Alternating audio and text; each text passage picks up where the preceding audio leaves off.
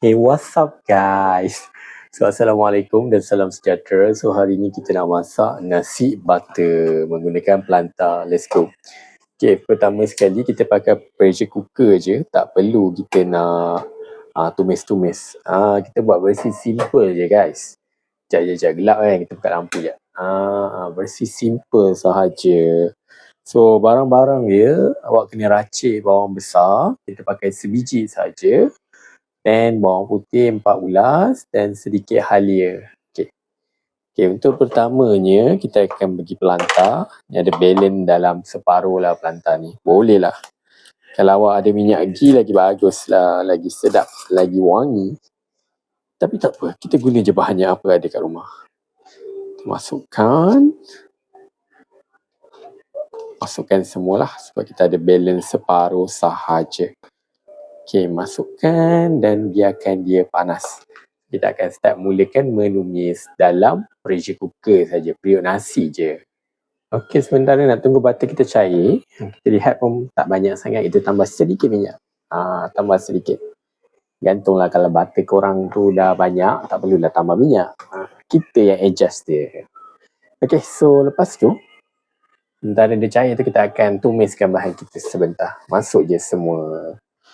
Okey, masukkan. Mudah sahaja. Main campak-campak sahaja. Sekarang ni jam dah pukul 5.45. So kita ada masa dalam sejam setengah untuk memasak. Okey, resepi ni kita masak sebab hari ni ramai nak datang. Adik-beradik wife saya datang nak buka sama-sama. So bulan puasa ni lah kita ambil peluang nak sedekah makanan, sedekah yang afdal kepada ahli keluarga. So kita masaklah yang sedap-sedap sikit untuk ahli keluarga kita. Okey, dia baru nak cair. Biasalah kalau tumis guna periuk nasi ni dia slow sikit lah. Awak kena sabar, banyakkan bersabar di bulan puasa ni. Okey, sementara tu beras, awak belilah beras basmati. Kena rendam dulu. Ni saya dah rendam dalam sejam. Bila dah rendam dia akan panjang-panjang berasnya. Okey. Itu cerita pasal beras tapi tak habis lagi. Okey, nasi ni kita kena adjust dengan perasa dia. Sebab biasalah nasi butter ke, nasi biryani ke, hujan panas ke, nasi tu kena berasa. Masukkan 1 parti cube ayam. Okey, lepas dah masukkan, kita akan ambil garam. Okey, garam ni awak jangan takut-takut sebab dia nasi. Okey, 1, 2. Letak 2 penuh. InsyaAllah sedap. 2,5 pun okey. Sebab dia nasi, awak kena letak lebih sikit garam. Okay, nampak dia dah ada bubble, dia start nak masak. Kita tumis dulu bagi dia naik keharuman bau dia.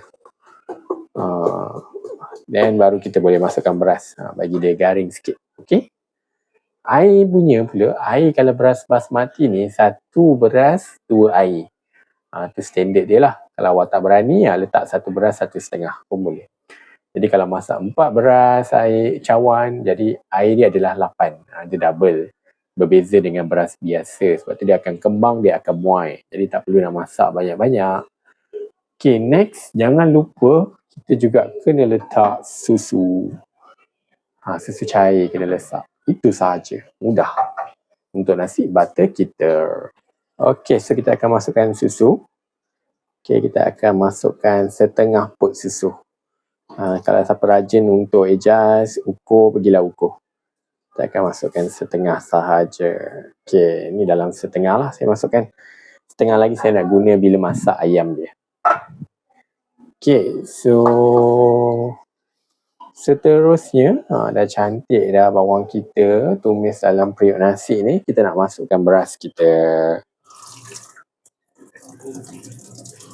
Saya toskan dulu air beras sekejap.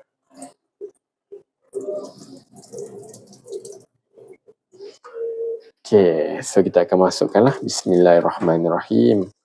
Allahumma salli ala Sayyidina Muhammad wa ala ali Muhammad. Selawatlah insyaAllah. Allah yang bagi sedap. Kita cuba je masak. Okay. Ini saya letak 4 pot sebab kita orang nak makan waktu sahur sekali. So waktu sahur sekali, so 4 pot. Patutnya 2 pot kalau waktu berbuka dah okey dah. Okay, hati-hati kita tak nak dia patah. Jangan menekan-nekan sangat. Bak kata Cikgu Khairul Amin, jangan menekan-nekan. Student Khairul Amin kan banyak kan. Sem ni dia orang dapat banyak resepi. Satu hari 4 resepi, 3 resepi. Ada certain resepi tu saya buat juga. Contohnya kuih badeh. Yang lain tu tak buat lah. Kita pakai resepi kita je. Okay, kalau ada bahan okey je. Okay. So, okay. Next, kita akan masukkan air. Okay, di mana air? Saya akan masukkan ikut sekatannya. Okay, 1 cawan. 2 cawan. 3 cawan. 4 cawan. Saya tak masukkan 8. Sebab apa? Sebab saya dah rendam dia. Bila awak rendam, beras tu dah serap air. Jadi sukatan dia adalah 4 cawan air, 4 cawan beras. Kalau awak tak rendam, awak kena lebihkan air lah. Okay, next nak buat apa? Ini resepi sayang. Simple saja. Simple saja. Semudah 1, 2, 3. Sibuklah dia ni. Masih. Bye-bye. Wow. What's up guys? Assalamualaikum dan salam sejahtera. So dalam video kali ini, kalau awak dah tengok resepi untuk memasak nasi butter. So kat sini kita nak masak apa? Kita nak masak lauk dia, iaitu ayam masak biryani. Okay, untuk ayam masak biryani, butter kita dah habis, kita bakar minyak je lah guys.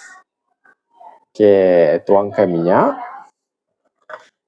Lepas tuangkan minyak, biar minyak tu panas sikit, kita akan masukkan kita punya serai.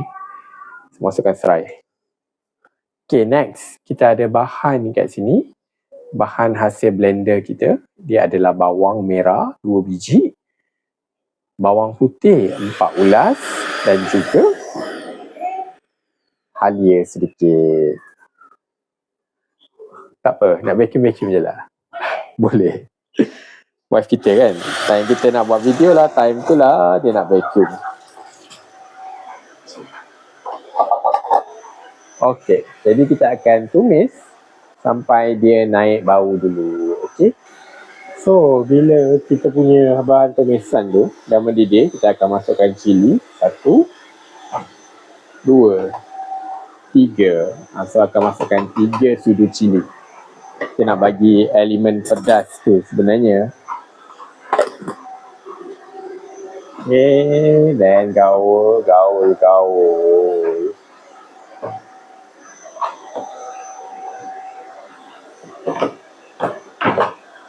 Okay, bagi dia mendidih, pecah minyak. Okay, next step, nama pun rempah biryani. Ayam masak biryani. So, jadi kita akan masukkan rempah biryani. Ini awak boleh belilah rempah biryani ni. Nasi biryani tapi boleh juga guna, tak ada masalah. Kalau awak ada yang serbuk pun boleh guna, tak ada masalah.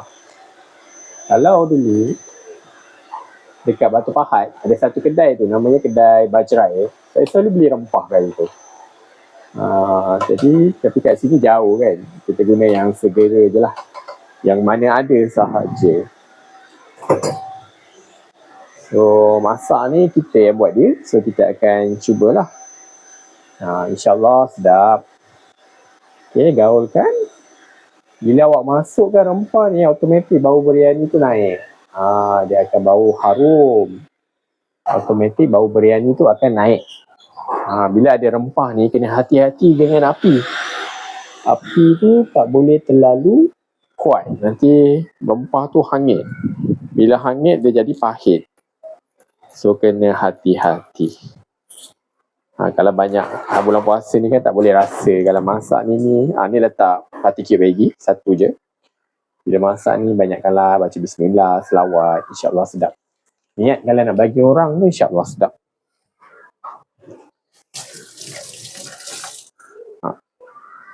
Okay. Alhamdulillah. Cantik dia pecah minyak. Budak-budak pun dah bangun. Okay, so next step akan masukkan garam. Garam bila masak ayam ni, kita masukkan satu sahaja. Berbeza dengan nasi sebab dia kuah dia sedikit saja. So tak perlu rasa banyak. Ni mesti ramai kecam, tapi bila kita masak biryani ke masak sambal, kita kena ada sedikit elemen gula. Sebab dia apa? Dia akan bagi melemakkan rasa.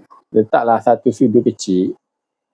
Tak siapa yang tak suka gula tak ada masalah.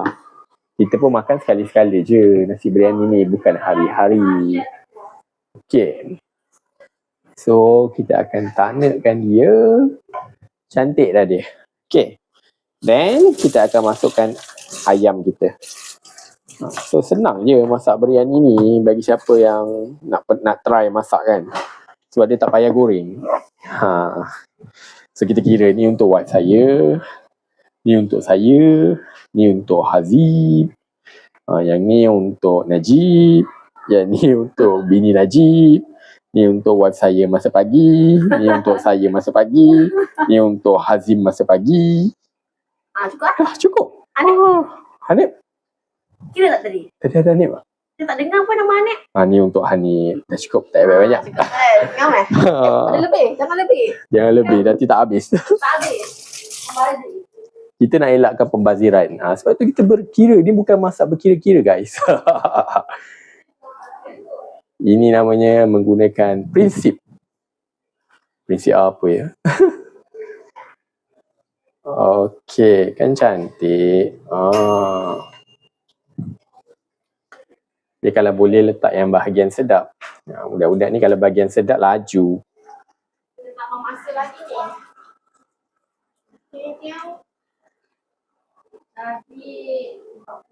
Okay. Nampak cantik kan? Dia melekat kat situ. Kita biar dia tanak kejap. Okay guys.